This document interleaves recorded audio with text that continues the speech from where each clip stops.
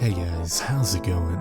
This is Natnator. Welcome back to your weekly dose of Creepypasta. Hope you're all doing well. I haven't checked in on you guys lately, so I do hope things are going well for y'all. Good or bad, tell me how things are going. Let me know in the comments. I love to see it. Now, before we get into the story time, I want to thank the members of the Coven over on Patreon. Shout outs as always to the Disciples, Tiffany, Backwards D-Dog, Vera Ohio, Jelly, Teddy Dog, Patrick White, Jacob Stringfellow, Backapuff, Bubbly Panda, and Trevor Payton. Thank you guys so much. I'm still here doing what I do thanks to you, and I hope you know that. Now, as always, turn out the lights, get comfortable, and let the story begin.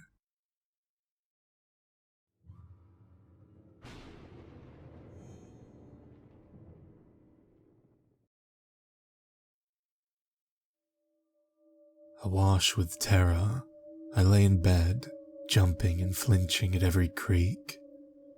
The old country house had always made such noises at night. The beams would creak, the windows would knock, and the wind would howl down the fireplace. I'd not always been so afraid of these sounds, but then again, I'd not always been alone. My husband and I moved to this village 5 years ago. We had just married, and the house was just right for us. I admit it was a bit weather-worn, but my husband Paul could afford it, and there was a job available as the village postmaster. He bought the house, took the job, and we were happy. Oh, so happy here. The wind could scream bloody murder and the house itself could shake. But with Paul here, I feared nothing. That, though, was before. Before the war, before enlistment, before our men were sent to fight, fester and die in those god-awful trenches in France. So I lay alone, on a cold, windy night, both scared of the unearthly things that could be upon me in the unsettled house, and scared of the all-too-earthly dangers facing my husband far across the channel. Context. It's a strange thing.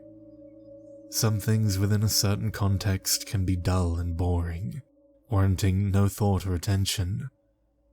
Though in a different context, the same thing, noise in this case, can be terrifying. The noise I heard that night would be, in the right context, so very dull. But in bed alone in my old house, this sound scared me to my very bones. Someone had just unlocked the front door and was walking toward the stairs. I lost feeling in my feet. My hands tingled with pins and needles and my mouth went deathly dry as I listened to the heavy boots trudge across the floorboards, approaching the stairs. My stomach churned, as if it was attempting to physically expel this new tangible, poisonous fear from my body. I didn't have time to react further, as the boots hurried up the stairs and a hand came around my bedroom door.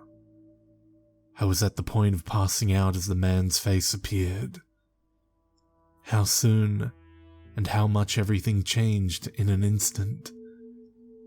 I yelled and cried at him as I jumped into his arms. Paul, you're home? We both sat on the bed in tears as he struggled to find his words to explain his return. He explained all about the shelling they came under, his time in the army hospital with Reg, who happened to be both my neighbor and my best friend Meg's husband. Paul explained the shrapnel in his arms and back, his discharge from service, and how Reg should soon be discharged as well. Soon thereafter he retired to bed without so much as a bite to eat. I suspected he was merely exhausted. I slept soundly that night. Paul was up and dressed when I woke the next morning. He said he had no time for breakfast as he was off to the post office to resume his duties as postmaster. I found this unusual. However, I didn't say a word, as I was simply happy to have him home and imagined he was adjusting back to life at home. Paul was scarcely gone for 2 hours before he returned with a huge sack of letters, which he promptly dumped onto the kitchen table. He sat, sorting the correspondence for an hour or so, and I couldn't help but notice that he had placed roughly 24 pieces of mail in the small iron waste bucket we kept next to the stove. Upon noticing my curiosity, Paul explained that they were rubbish and I was to burn them. Then, with a harshness that I've never heard in his voice, he told me not to open or read a single one. They were to be destroyed and nothing more. After he had made his demands known, he left on his rounds. The minute he was out of sight, I grabbed the letters in the iron bin and did as I was told, burning them in the stove one by one. After the 5th letter, however, I began to notice a pattern. All of the letters were addressed to women in our village, or to those in neighboring towns, and they all had the army seal on them. I was puzzled by this, but my general confusion gave way to horror as I came upon the 8th letter. It was addressed to me. Shaking and losing more of my composure with each passing second, I opened the letter and began to read. It was an official letter to me, offering condolences and informing me that Paul, along with his company, had been killed in action. Foolishly, I cast the letter into the stove, destroying it. After a few moments of nonsensical weeping, I looked through the other letters. The final piece of mail was addressed to my neighbor Meg. Paul came home later that evening. For the 2nd night in a row, he refused to eat. At that moment, I began to realize that not only had I not seen him eat or drink since he had been home, but I had not seen him sleep either. Moments later, Paul interrupted my reverie, asking me coldly if I had destroyed the letters as asked. I nodded to say yes. After all, it was nearly true. I had destroyed all the letters. All of them but one. The one addressed to Meg. That night in bed, though my eyes were closed, I could feel Paul staring at me. He stared for hours. When he eventually rose from bed sometime after midnight, I imagined it was because he was certain I had fallen asleep. I strained my ears.